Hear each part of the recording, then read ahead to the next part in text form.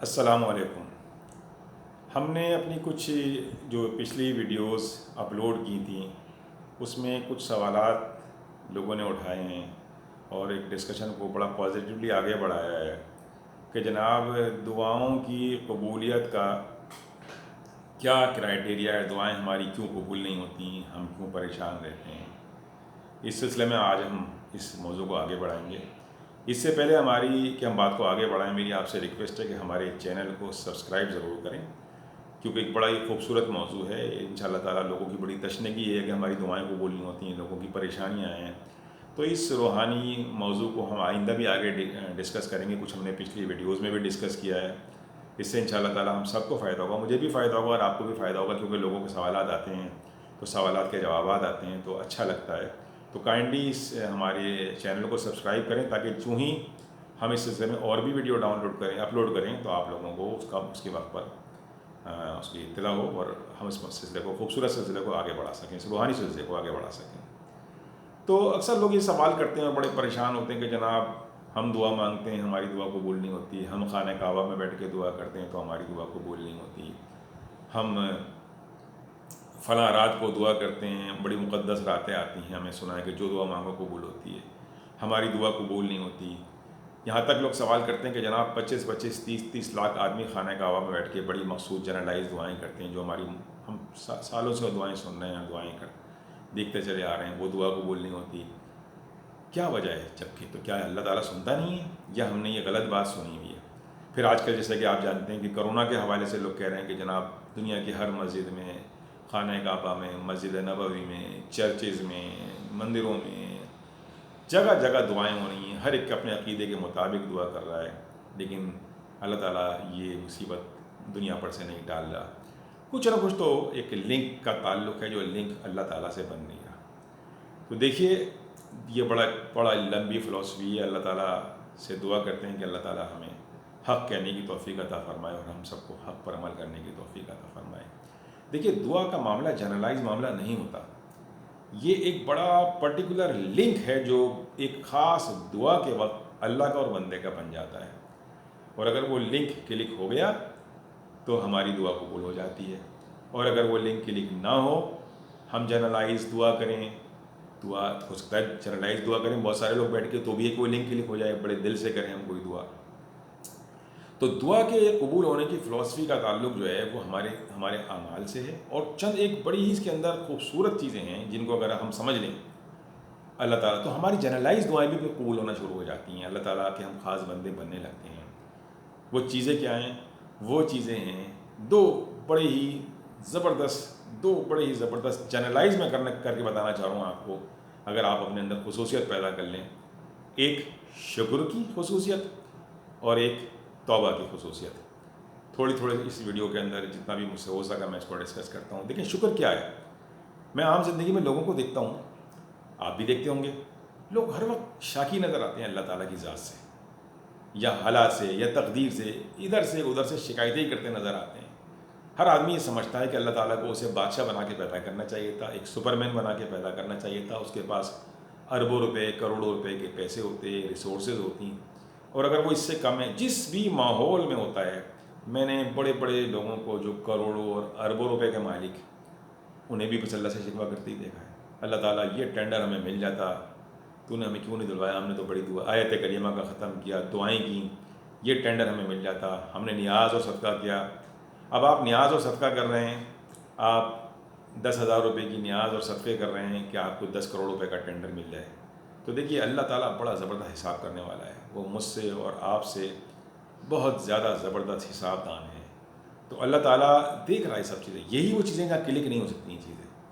اس کا مطلب یہ نہیں ہے کہ اگر آپ کے پاس آپ اللہ تعالیٰ کے یہاں 10 روپے دیں تو آپ چاہیں کہ اللہ تعالیٰ اس کے بدلے آپ کو 1 لاکھ روپے یا 10 لاکھ روپے فوراً کر کے دے دے۔ یہ بزنس اللہ تعالیٰ کیا نہیں چل سکتا۔ اللہ تعالیٰ آپ کی خلوص اور شکر سے کی گئی دعاؤں کو قبول و منظور ضرور فرماتا ہے۔ اور شکر کیا ہے کہ میں جیسا بھی ہوں، دیکھیے اگر شکر کرنے کے 1000 راستے ہیں اور ناشکری کرنے کے بھی 1000 راستے ہیں، سب سے پہلا شکر، آپ یقین کریں میری بات کو سمجھنے کی کوشش کیجئے گا، کیا یہ اللہ کا شکر کم نہیں ہے کہ پاک پروردگار نے مجھے کتا نہیں بنایا، پاک پروردگار نے مجھے گدھا نہیں بنایا، پاک پروردگار نے مجھے بلی اور کوئی چوپایا نہیں بنایا، کوئی کیڑا نہیں بنایا. دیکھیں اللہ کی مرضی وہ بنا سکتا تھا نا. جب بھی آپ کسی چوپائے کو دیکھیں، جانور کو دیکھیں، کسی کمتر مخلوق کو دیکھیں، اپنے سے کمتر مخلوق کو دیکھیں، تو آپ ہمیشہ اپنے دل میں خیال لائیں کہ پاک پروردگار تیرا بڑا کرم ہے کہ تو نے ہمیں یہ نہیں بنایا. اگر آپ کسی معذور کو دیکھیں تو اس بات پر شکر ادا کریں کہ اللہ تعالیٰ تو نے ہمیں معذور نہیں بنایا. کسی ہینڈی کیپ کو دیکھیں تو اس بات پر شکر ادا کریں کہ تو نے ہمیں ہینڈی کیپ نہیں بنایا. دیکھیں یہ سب چاہتے ہیں کہ میں بادشاہ ہوتا، میں کروڑ پتی ہوتا، میں سپر مین ہوتا. چلیں میں اپنی بات کی وضاحت کے لیے آپ کو ایک مثال سے سمجھانے کی کوشش کرتا ہوں. ایک آدمی فلم بناتا ہے، فلم ڈائریکٹر، وہ کسی کو رول دیتا ہے اپنی فلم میں نوکر کا، کسی کو پانی پلانے والے کا، کسی کو ہیرو کا، کسی کو سپر مین کا. اب اس فلم کی جو کاسٹ ہے، آپ یقین کریں، میں چونکہ اس فلم سے تھوڑا سا وابستہ رہا ہوں، وہ سب کے سب یہ سمجھتے ہیں کہ ہم ہیرو بنانے کے قابل تھے، ہمیں خواہ ڈائریکٹر نے پانی پلانے والا بنا دیا. پانی پلانے والا بھی یہ سمجھ رہا ہوتا ہے کہ میں تو ہیرو بن سکتا ہوں.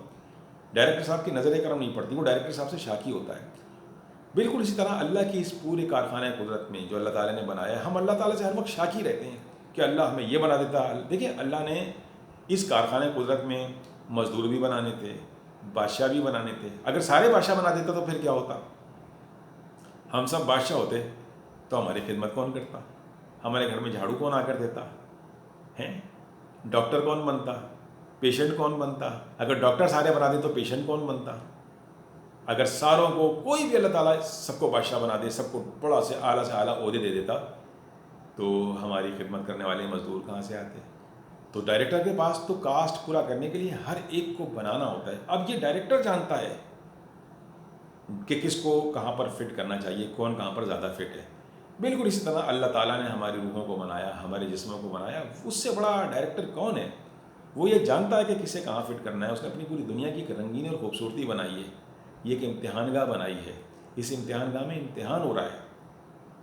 اب اس امتحان کے بعد پھر آگے جا کے وہ یقیناً ہم سب کو اس کا انعام دے گا. تو ہر بات پر یہ شکوہ کرنا کہ تو نے اللہ ہمیں یہ نہیں بنایا، تو نے ہمیں وہ نہیں بنایا، تو نے ہمیں یہ نہیں دیا، تو نے ہمیں وہ نہیں دیا. اللہ کی نعمتوں کی ہم ناشکری کرتے رہتے ہیں، ہم اللہ کی شکر گزاری نہیں کرتے.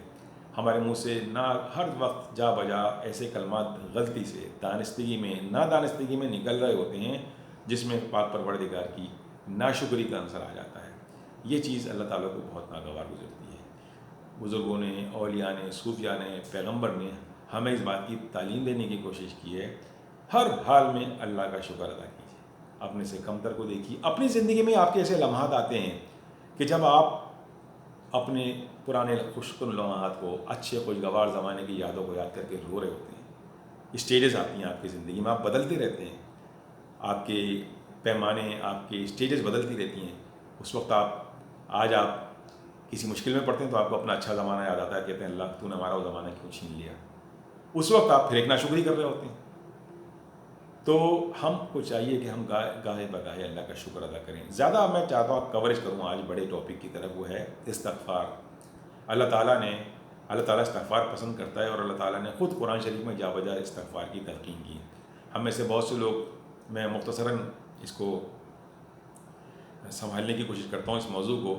آپ دیکھیے کہ پارہ نمبر 30 میں سورہ نصر ہے، اذا جاء نصر اللہ والفتح ورأیت الناس یدخلون فی دین اللہ افواجا فسبح بحمد ربک واستغفرہ انہ کان توابا.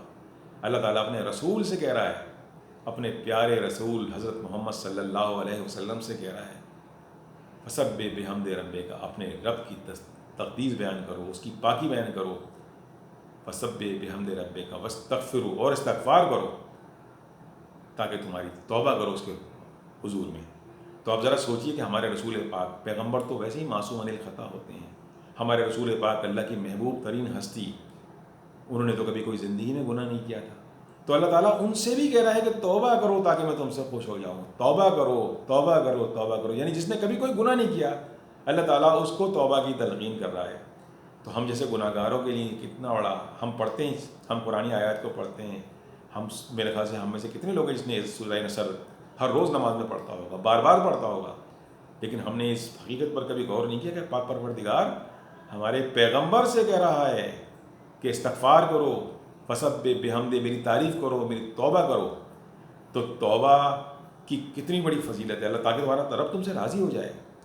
اس کے علاوہ اگر آپ دیکھیں حضرت آدم سے ایک غلطی ہوئی تھی کہ قیامت جنت میں انہوں نے ایک اللہ تعالیٰ کی مرضی کے خلاف ایک درخت کا پھل کھا لیا تھا حضرت آدم اور حضرت حوا سے، تو وہ بھی اللہ تعالیٰ کے حضور توبہ کرتے رہے. قرآن میں اس بات کا ذکر ہے، فتلقى آدم بکلماتہ فتاب علیہ انہ تواب رحیم. اور وہ توبہ کیا تھی جو حضرت آدم نے کی؟ ربنا ظلمنا انفسنا وان لم تغفر لنا وترحمنا لنکونن من الخاسرین. یہ وہ توبہ ہے جس کا اللہ نے قرآن میں ذکر کیا ہے، جس کی بڑی فضیلت ہے اگر ہم اس کو ریپیٹ کریں بار بار.